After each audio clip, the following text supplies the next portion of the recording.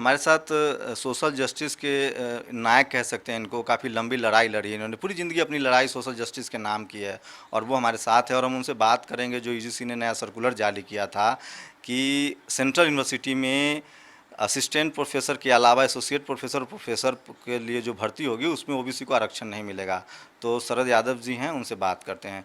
ये जो नया सर्कुलर जो ओबीसी ने जारी की यूजीसी ने जारी किया है ओबीसी को लेकर, इस पर काफ़ी विवाद हुआ लेकिन वापस ले लिया गया। लेकिन इससे वापस लेने से ये साफ नहीं हो रहा है कि एसोसिएट प्रोफेसर और प्रोफेसर के पद पर आरक्षण मिलता रहेगा।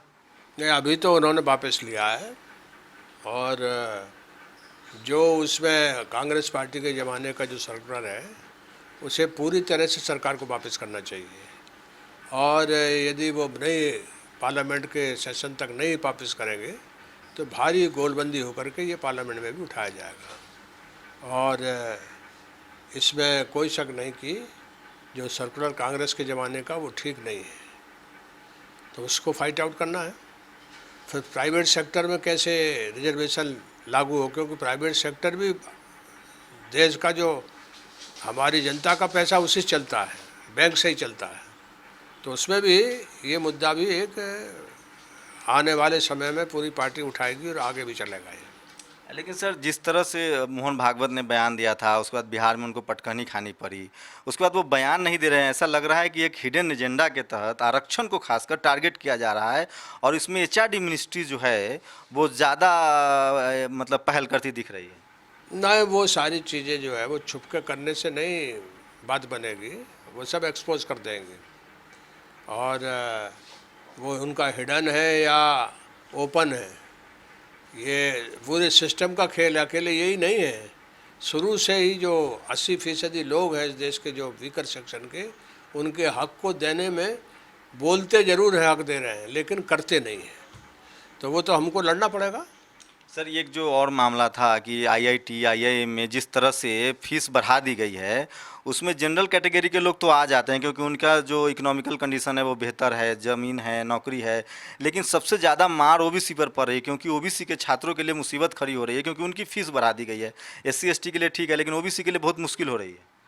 हाँ, है समस्या एक वो। अब समस्या तो विकट है, हमारी सबसे बड़ी है कि हजारों साल की जो हमारे लोगों पर मार है, उनके आर्थिक और सामाजिक बहुत कमजोरी में है वो, तो इसके बावजूद तो लड़ाई तो चलती है ना, तो वो लड़ाई आगे चलेगी। एक सवाल और सर, यूपी चुनाव को लेके ऐसा लग रहा है जैसे बीजेपी अपनी रणनीति में बदलाव कर रही है। एक तरफ तो वो ओबीसी आरक्षण खत्म कर रही है, दूसरी तरफ है कि वो ओबीसी नेता को कह रही है कि हम अध्यक्ष बना रहे हैं। तो इसको आप लोग कैसे, मतलब जो सोशल जस्टिस के जो बड़े लोग हैं, जो उन जो हिमायती हैं, जो उनके नेता हैं, वो इसको कैसे मतलब रखेंगे इस बात को? ऐसा है ना कि उनका हमेशा दोहरा चरित्र रहता है, कई तरह के संगठन उनके बने हुए हैं। एक बात बोलते हैं, दूसरा दूसरी बात बोलता, तीसरा तीसरी बात बोलता, तो ये उनका तरीका है। तो वो तो उसके लिए फाइट, संघर्ष के सिवा कोई रास्ता नहीं है हमारे पास, लड़ाई चलेगी। मोदी जी कहते थे कि मैं ओबीसी हूँ, ओबीसी प्रधानमंत्री बनने जा रहा है, और ओबीसी प्रधानमंत्री को रहते हुए पहली बार ऐसा है कि साफ साफ शब्दों में ओबीसी आरक्षण पर मार पड़ रही है। नहीं नहीं, वो पार्टी ओबीसी की नहीं है। पार्टी जो है वो तो जिन लोगों की, जिनका हजारों साल से इस देश में वर्चस्व है, उस वर्चस्व की लड़ाई को और हम लोगों को कमज़ोर करने के लिए कोई ना कोई हथियार वो खड़ा करते रहते हैं। इसी तरह से उन्होंने अभी एक केशव मौर्य को खड़ा किया है, इसी तरह से मोदी जी हैं।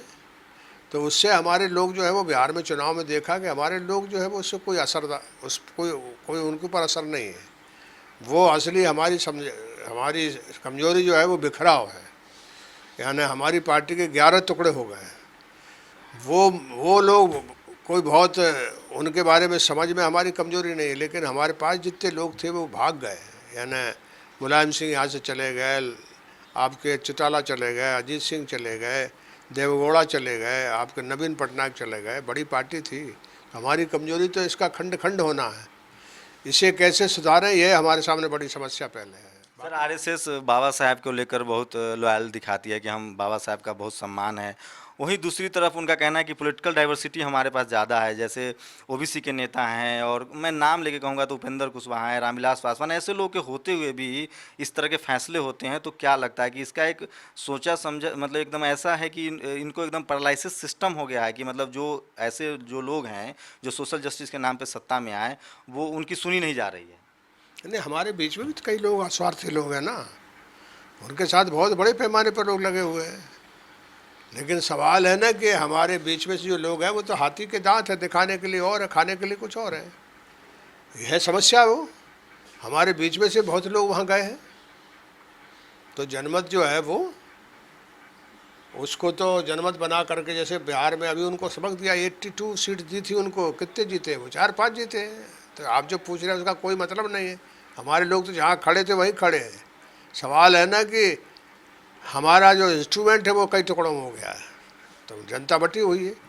वो जनता एक हो, संगठित हो, यही हमारा प्रयास है, उसी काम में लगे हुए हैं। और जिस दिन प्रयास सफल होगा उस दिन सब चीज़ों का मुकाबला हो जाएगा। धन्यवाद। तो ये शरद यादव थे। इनका कहना है कि किसी भी तरह से जो ओबीसी का मुद्दा है उसको खत्म नहीं होने दिया जाएगा और संसद से लेकर सड़क पर इस बात को लेकर इनकी पार्टी संघर्ष करेगी। कैमरामैन रैन के साथ शंभू कुमार सिंह, नेशनल दस्तक।